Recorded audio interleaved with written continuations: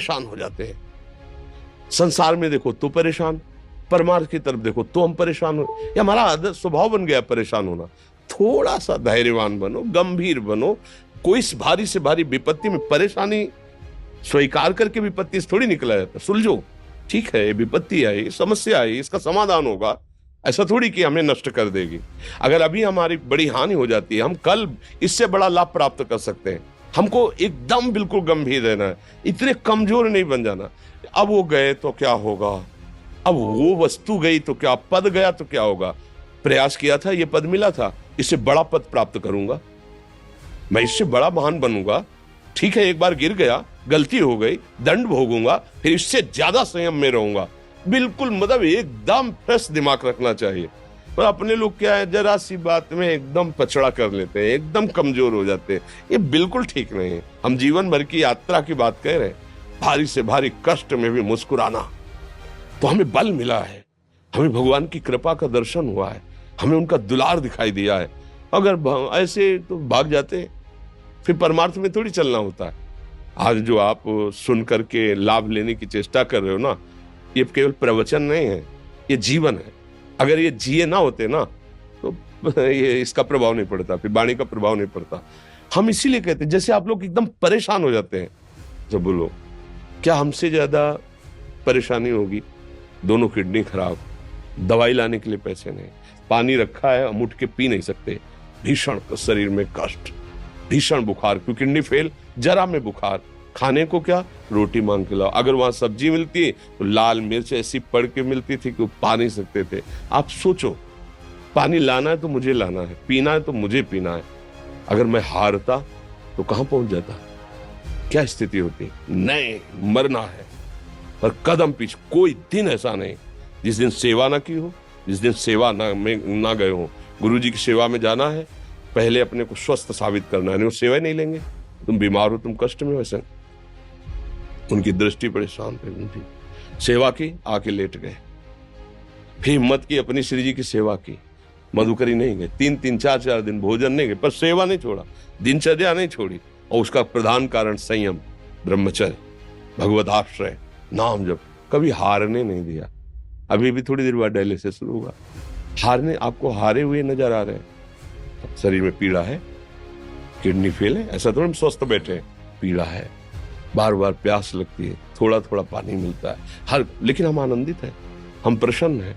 हम लड़ाई में हारे नहीं हैं, ना हारेंगे, हम जीत चुके हैं।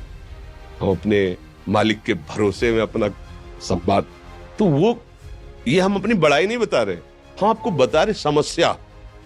सोचो, तुम्हारे पास तो माँ है, भाई है, बहन है, परिवार है, कोई ना कोई तो है ना।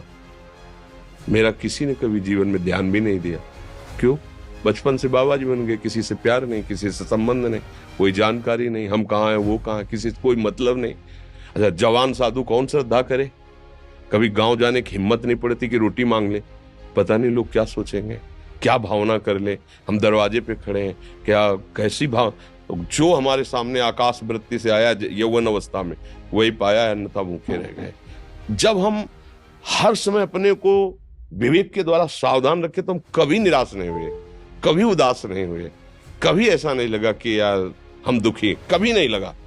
उसी का फल है कि उस सुख का संकेत मिल गया जहां दुख की निशानी भी नहीं है। वही उसी के बच्चे हो, हम सब उसी धातु से बने हुए हैं। हम इतना क्यों परेशान हो जाते हैं? हम ये देखते हैं अपने लोग, थोड़ी बात बिगड़ गई परेशान, नहीं बिगड़ी तो बिगड़ जाने की संभावना में परेशान है। आज सुख है लेकिन कल सुख छिन जाएगा, तो हम आज के सुख में सुखी ना होकर कल के दुख की आने की संभावना में हम भयभीत तो मतलब क्या हमारी सोच रह गई? हमको इतना बलवान बनना है कि सुख और दुख दोनों हमको छू न सके। भारी से भारी सुख की व्यवस्था है तो अहंकार नहीं, हर्षित होकर किसी का अपमान न करे कि हम धनी, हम पदाधिकारी, अमुक। भारी से भारी दुख आया तो हमें किसी के सहयोग की जरूरत नहीं, हम फिर अपने कदम बढ़ाएंगे, हम फिर जुड़ी हुई अपनी भावनाओं को सजाएंगे। मस्त जीवन एकदम। तुम अविनाशी के बच्चे हो। शेर का बच्चा भेड़ों के बीच में फंसकर म्यों म्यों बोल रहा है, बस अगर दहाड़ना सीख जाए तो कोई भी उसे परास्त नहीं कर सकता।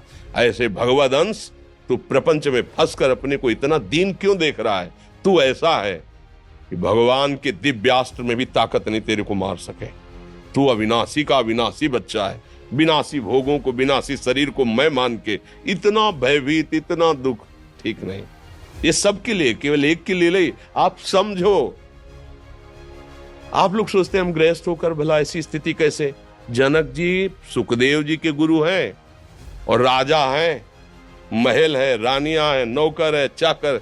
क्या सुखदेव जी जिनके शरीर में लंगोटी भी नहीं है, दिगंबर, परमहंस, परमहंस के गुरु हैं जनक जी जो राजा हैं। समझो, आप ऐसा ना सोचे कि हम नौकरी कर रहे हैं, हम संसार में, हम गृहस्थ हैं, हम आध्यात्मिक की ऊंचाई पर नहीं चढ़ सकते। नहीं, आप एक सरकारी नौकरी या आप किसानी या व्यापार करते हुए आप एक अध्यात्म की ऊंचाई में चढ़ सकते हैं। और अध्यात्म ही है जो तुम्हें इस माया के दुख सुख से ऊपर उठा सकता है। दूसरा, चाहे जितनी संपत्ति आ जाए, आप सुखी नहीं हो सकते। सब देख लो, आंख खोल के देख लो। अध्यात्म ही है जो तुम्हें हर कष्ट सहकर मुस्कुराकर जीने का रास्ता बता देगा कि आप आनंदित हो जाओगे। कुछ नहीं बिगड़ा। अध्यात्म है तो कुछ नहीं बिगड़ा, अध्यात्म नहीं है तो कुछ नहीं बना। कुछ